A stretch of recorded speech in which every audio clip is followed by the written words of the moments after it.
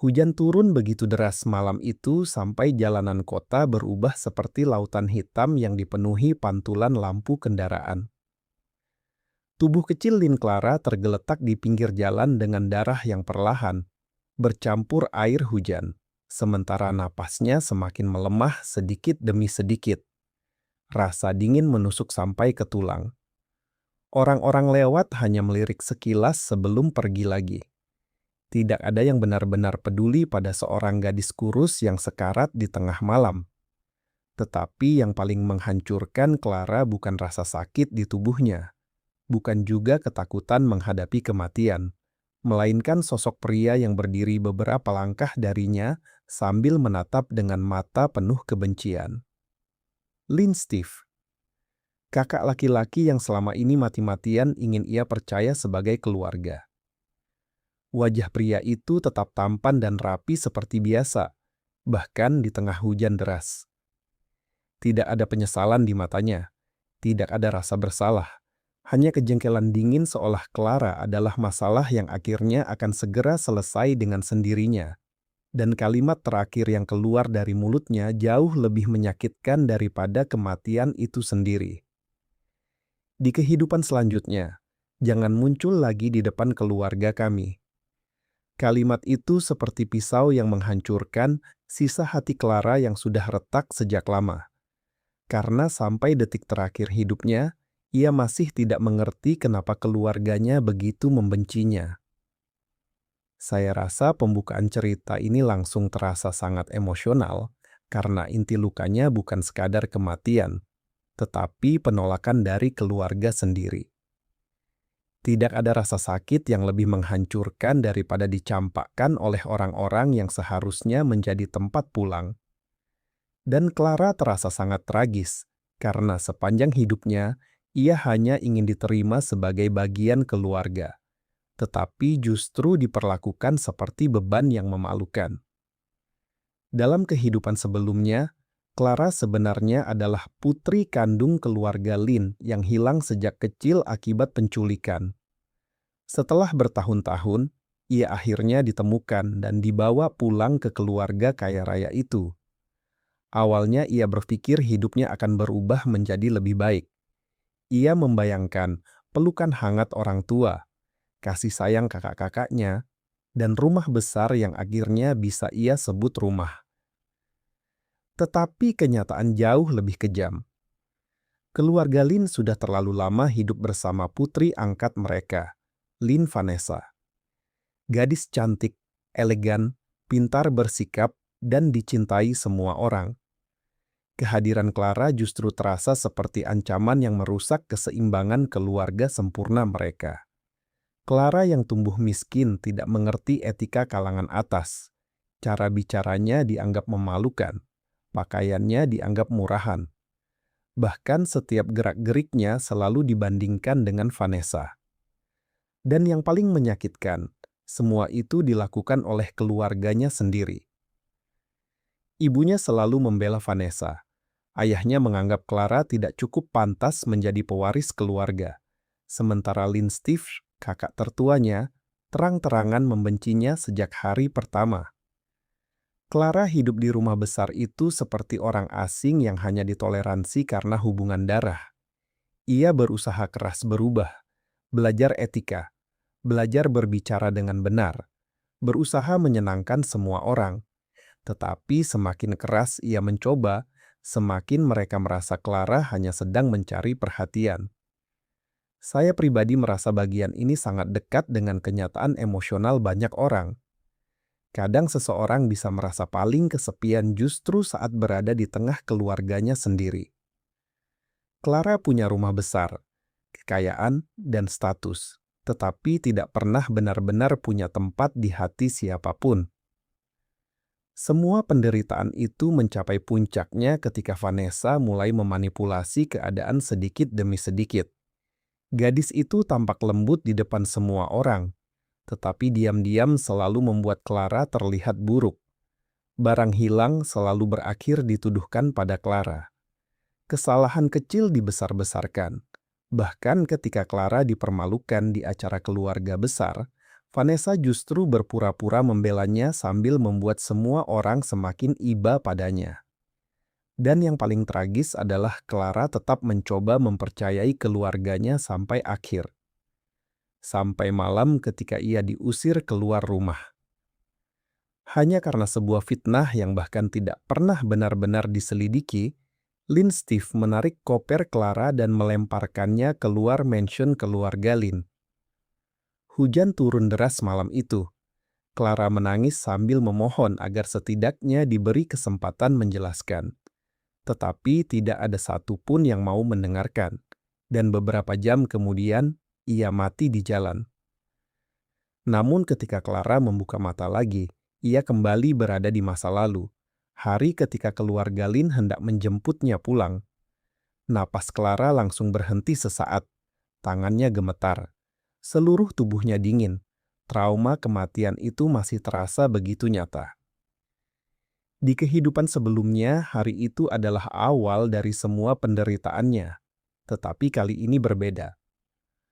Untuk pertama kalinya, Clara tidak merasa bahagia melihat mobil keluarga Lynn datang menjemputnya. Ia merasa takut. Dan disinilah menurut saya cerita mulai berubah menjadi sangat menarik secara emosional. Karena Clara tidak berinkarnasi untuk membalas dendam secara besar-besaran. Hal pertama yang ia inginkan justru sangat sederhana, menjauh dari keluarga yang menghancurkannya. Saat pasangan suami istri keluarga Lynn datang dengan ekspresi haru palsu, Clara memandangi mereka dengan hati yang sudah mati rasa. Ia masih mengingat bagaimana mereka akan membelanya sebentar di awal, lalu perlahan ikut menyakitinya sedikit demi sedikit. Dan ketika mereka mengatakan ingin membawanya pulang, Clara justru menggeleng pelan. Ia menolak. Semua orang terdiam. Tidak ada yang menyangka seorang gadis miskin akan menolak menjadi putri keluarga kaya raya. Tetapi Clara sudah tahu kebenaran yang menunggu di balik kemewahan itu. Ia lebih memilih hidup miskin daripada kembali mati perlahan di rumah tersebut. Lalu untuk pertama kalinya takdir mulai berubah. Di hari yang sama, Clara bertemu dengan keluarga Sean, keluarga yang dikenal paling menakutkan di ibu kota. Nama Sean saja sudah cukup membuat banyak orang takut. Mereka kaya, berkuasa, dingin, dan terkenal kejam dalam dunia bisnis. Tidak ada yang berani menyinggung mereka. Dan di antara semua anggota keluarga itu, yang paling ditakuti adalah Lynn Fikri Sean, pria muda dingin dengan tatapan tajam yang konon bisa menghancurkan hidup seseorang hanya dengan satu perintah. Dalam kehidupan sebelumnya, Clara hanya pernah mendengar rumor tentangnya. Bahkan keluarga Lynn pun selalu berhati-hati jika berurusan dengan keluarga Sean. Tetapi takdir kali ini justru membawanya masuk ke rumah mereka. Saya sangat suka bagaimana cerita ini memainkan kontras emosional. Keluarga kandung Clara terlihat hangat dari luar tetapi penuh racun di dalam. Sementara keluarga Sean dikenal menyeramkan oleh dunia, tetapi justru menjadi tempat pertama yang memberinya rasa aman. Awalnya Clara hanya berniat sementara tinggal di sana sebagai anak angkat hasil permintaan nenek keluarga Sean yang merasa iba padanya. Namun sejak pertama kali masuk mansion keluarga Sean, Clara langsung merasakan sesuatu yang asing. Tidak ada tatapan merendahkan, tidak ada bisikan hinaan, tidak ada senyum palsu. Mereka dingin, memang, tetapi tidak munafik. Dan Lynn Fikri menjadi sosok yang paling membingungkan baginya. Pria itu terkenal kejam di luar, tetapi entah kenapa selalu memperhatikannya diam-diam. Ketika Clara kesulitan makan dengan etika meja formal, Fikri diam-diam mengubah posisi duduk agar orang lain tidak memperhatikannya. Ketika Clara mimpi buruk dan ketakutan di malam hari, ia menemukan lampu kamar sudah diganti menjadi lebih hangat tanpa tahu siapa yang melakukannya. Hal-hal kecil itu perlahan menghancurkan pertahanan hati Clara. Karena setelah hidup begitu lama tanpa kasih sayang, Perhatian sekecil apapun terasa begitu besar. Ada satu adegan yang menurut saya sangat menyentuh. Saat Clara tanpa sadar gemetar ketakutan ketika mendengar suara bentakan keras pelayan laki-laki di mansion, Fikri langsung berdiri dan menatap semua orang di ruangan itu dengan dingin. Lalu ia berkata pelan, namun penuh tekanan, "Dia adikku. Siapa berani menyakitinya?" Kalimat itu sederhana, tetapi bagi Clara, itu adalah pertama kalinya seseorang benar-benar berdiri di depannya untuk melindunginya. Dan jujur, menurut saya disitulah inti emosional cerita ini benar-benar mulai terasa. Clara yang dulu mati karena keluarganya sendiri akhirnya menemukan keluarga baru yang memilih melindunginya bukan karena hubungan darah, tetapi karena ketulusan. Hari-hari Clara perlahan berubah. Ia mulai belajar tertawa lagi, mulai makan tanpa rasa takut, mulai percaya bahwa dirinya mungkin memang layak dicintai. Namun tentu saja masa lalu tidak tinggal diam. Keluarga Lin mulai mendengar bahwa Clara hidup bersama keluarga Sean. Awalnya mereka hanya merasa tersinggung karena Clara menolak mereka. Tetapi semuanya berubah ketika mereka sadar bahwa gadis yang dulu mereka hina ternyata mulai bersinar jauh lebih baik tanpa mereka. Vanessa mulai panik karena untuk pertama kalinya pusat perhatian keluarga besar mulai bergeser dari dirinya. Sementara Lin Steve mulai merasakan sesuatu yang aneh setiap kali mendengar nama Clara disebut. Rasa bersalah. Dalam kehidupan sebelumnya, ia terlalu yakin Clara akan selalu memohon diterima keluarga mereka. Tetapi sekarang Clara justru memutus semua hubungan tanpa ragu. Dan anehnya, itu membuat keluarga Lin mulai sadar bahwa kehilangan Clara ternyata jauh lebih menyakitkan daripada keberadaannya dulu. Saya rasa bagian ini sangat kuat secara psikologis. Kadang manusia baru menyadari nilai seseorang setelah orang itu benar-benar pergi. Dan penyesalan terbesar sering datang ketika semuanya sudah terlambat untuk diperbaiki. Konflik mulai semakin panas ketika Vanessa mencoba menjatuhkan Clara lagi melalui rumor dan manipulasi sosial. Tetapi kali ini Clara tidak sendirian. Keluarga Sean berdiri di belakangnya, dan Lin Fikri menjadi mimpi buruk bagi siapapun yang mencoba menyentuh Clara. Ada satu adegan yang benar-benar terasa sinematik menurut saya. Dalam sebuah acara sosial besar, Vanessa sengaja mempermalukan Clara di depan banyak orang dengan menyindir masa lalunya sebagai gadis miskin. Seluruh ruangan Henning menunggu Clara dipermalukan seperti dulu. Tetapi sebelum Clara bicara, Fikri meletakkan gelasnya perlahan lalu berkata dengan suara dingin, "Kalau menjadi miskin adalah hal memalukan, maka yang paling memalukan adalah keluarga yang membuang darah dagingnya sendiri." Suasana langsung membeku, dan untuk pertama kalinya, keluarga Lin merasakan bagaimana rasanya dipandang hina oleh orang lain. Saya suka bagaimana cerita ini tidak membuat Clara berubah menjadi karakter balas dendam penuh kebencian. Ia tetap lembut, tetap rapuh. Tetapi kali ini ia belajar satu hal penting, berhenti memohon cinta dari orang yang memang tidak ingin memberikannya. Perubahan terbesar Clara sebenarnya bukan status sosialnya, melainkan keberaniannya memilih dirinya sendiri. Di kehidupan sebelumnya, ia rela dihancurkan demi diterima keluarga Lin. Tetapi di kehidupan kedua ini, ia memilih pergi sebelum mereka sempat menghancurkannya lagi. Dan keputusan itu mengubah seluruh hidupnya. Sementara itu, hubungan Clara dan Fikri berkembang perlahan menjadi ikatan keluarga yang sangat dalam. Fikri yang selama ini dikenal dingin ternyata diam-diam sangat protektif terhadap Clara. Ia mulai menghadiri acara sekolah Clara diam-diam, mengurus orang-orang yang mengganggunya dari belakang, bahkan menghafal makanan favorit Clara tanpa pernah mengatakannya langsung. Tetapi yang paling menyentuh adalah bagaimana Clara perlahan menyembuhkan sisi manusia dalam diri Fikri sendiri. Karena di balik reputasi kejamnya, Fikri sebenarnya hanyalah pria yang terlalu lama hidup di dunia penuh pengkhianatan, sampai lupa cara menunjukkan kepedulian dengan benar. Dan Clara menjadi orang pertama yang membuat rumah keluarga Sean terasa hidup.